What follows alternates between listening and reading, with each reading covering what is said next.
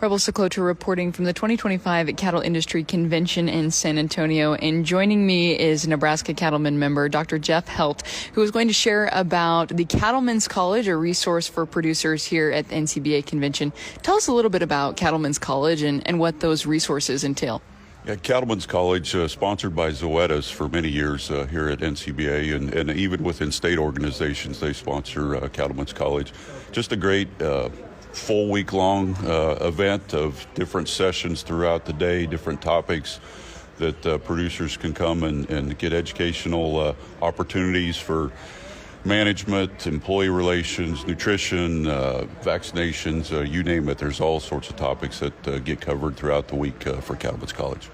Most definitely. Well, yesterday you had the opportunity to lead a Cattlemen's College session entitled Maximizing Your Greatest Resource. What topics did you cover in that session, and what are some high points there? And we had a variety of subjects we talked about.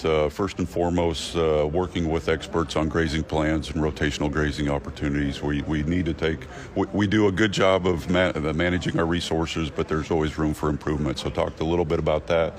Spent some time talking about supplementation strategies, particularly around low quality forages and how we can get more out of that dormant grass or corn stalks that we put cattle on throughout the year, or throughout the winter time mainly.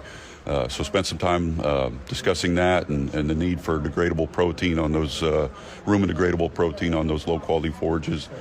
And then spent some time on feed additives and where they might fit in. There's fibrolytic enzymes, there's yeast cultures that can be used in certain strategies within those supplements or minerals that we put in front of cattle to get more out of the grass. And the final topic we talked about was something we do every day generally, feed supplemental minerals.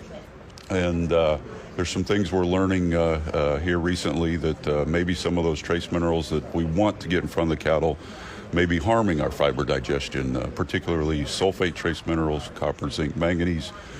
Unfortunately, they're antimicrobial.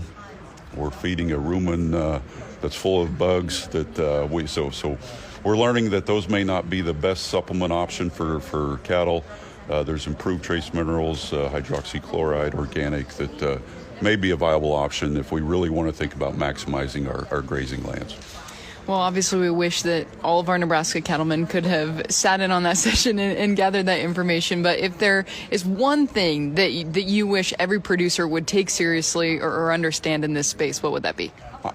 Honestly, please consider reading your feed tag. And we trust a lot of people, but the old saying, trust and verify. So read your feed tag. Make sure we're not doing more harm than good. Most definitely. Well, you've been wearing a few different hats this week, as you mentioned, but when it comes to serving in this capacity with Nebraska Cattlemen, what is the most rewarding part for you?